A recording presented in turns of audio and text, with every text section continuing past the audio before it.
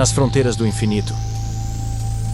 Rodrigo, você, como um astrônomo também, já se perguntou como os astrônomos que compõem a Academia Científica descobriram que a Via Láctea é uma galáxia espiral?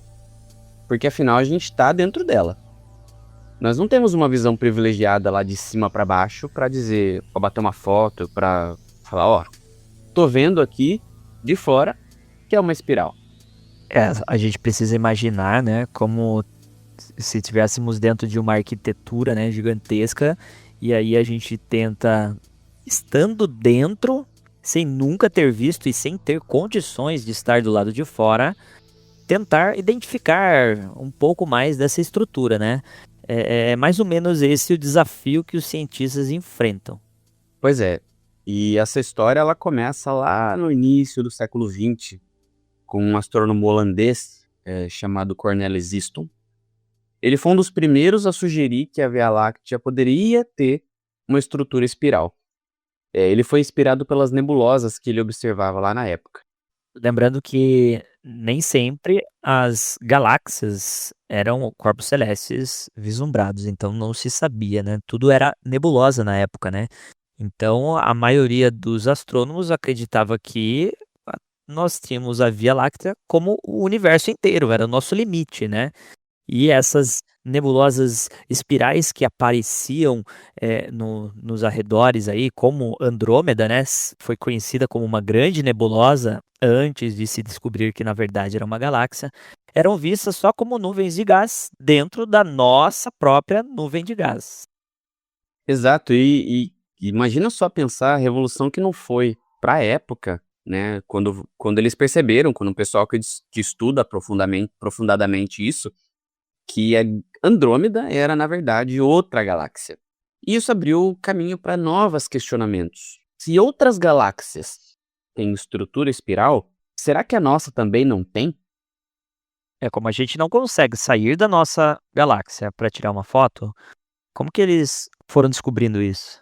Não dá mesmo, não dá para sair fora pra gente bater uma foto, pegar aquela foto panorâmica que você vai virando o celularzinho assim, sabe, pegando quadro a quadro. Fazer uma selfie, né? Imagina só fazer uma selfie. Imagina o quão longe você ter que estar de uma galáxia para você conseguir bater uma selfie onde você e a galáxia aparecem de forma incompleta, né? Acho que nem com pau de selfie, né? Não mesmo. Mas os astrônomos, eles usam métodos indiretos. O trabalho é como se eles fossem cartógrafos cósmicos, né? O trabalho do cartógrafo é mapear ali, né? E da mesma maneira, eles estão inseridos muitas vezes naquele espaço que eles estão mapeando. E um dos principais foi mapear as estrelas consideradas especiais, chamadas as cefeidas, aquelas que brilham, que variam de brilho de forma regular e conhecida. As famosas estrelas variáveis, né? Uma classe específica de estrelas variáveis, que são as cefeidas. E que você conhece bem, né?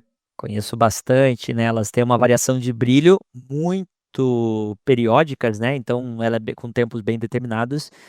E com algumas contas, alguns cálculos, dá para calcular a distância delas com uma precisão bem grande. E assim traçar um mapa 3D da nossa galáxia.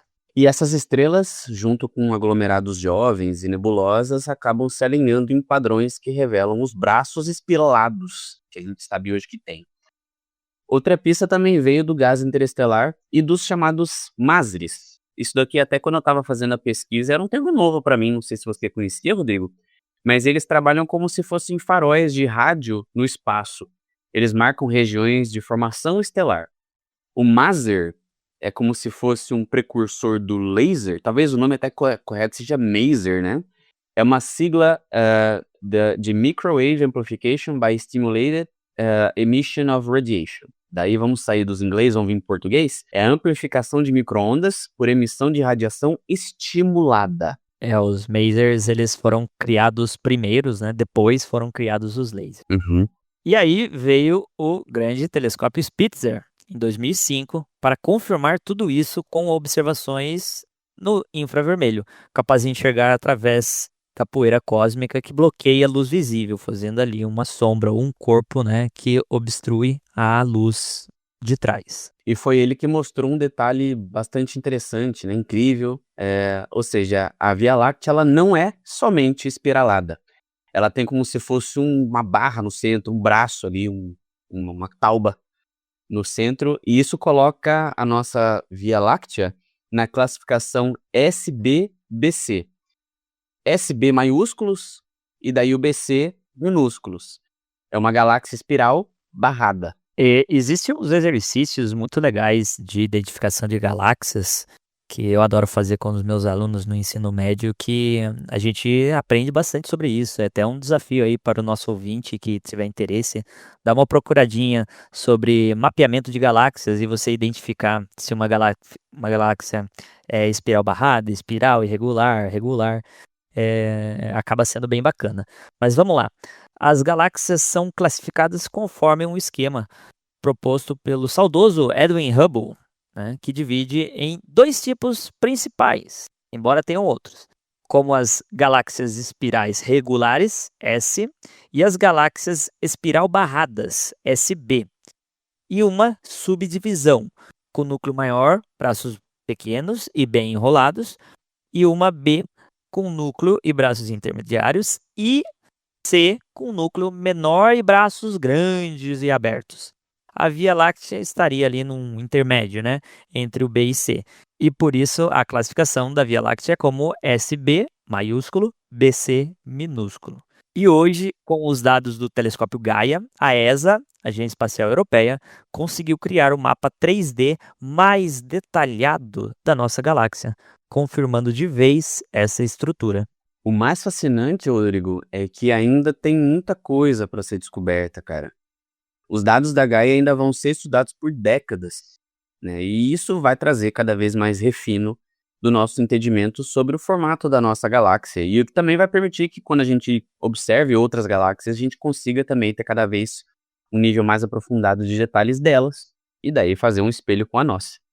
E é impressionante, né, como mesmo estando dentro dela, né, os astrônomos conseguiram desvendar a arquitetura da nossa galáxia.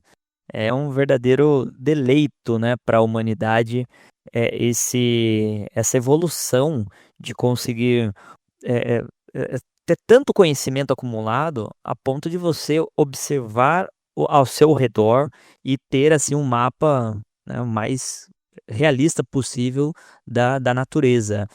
Os astrônomos, os físicos, né, os cientistas, eles realmente buscam entender melhor o universo, entender melhor onde nós estamos, né? E isso não só localmente, a gente quer falar do máximo, né? Qual é o limite, né? Qual é o recorde aí que a gente consegue atingir de entendimento? E pensar que tudo isso começou com observações simples, lá no início do século passado. É a grande maravilha da ciência, né, Rodrigo? Por mais que a gente tenha bastante conhecimento acumulado, quando a gente olha em volta, a gente percebe o quão mais ainda tem de coisas para a gente desvendar. Cada pequenininha descoberta, a gente vai se somando até revelar um quadro completo do que seria a realidade que nos cerca, ou quase por completo, de nossa casinha cósmica, que é a Via Láctea, sei lá, o aglomerado local, e a gente vai expandindo para cada vez regiões mais amplas.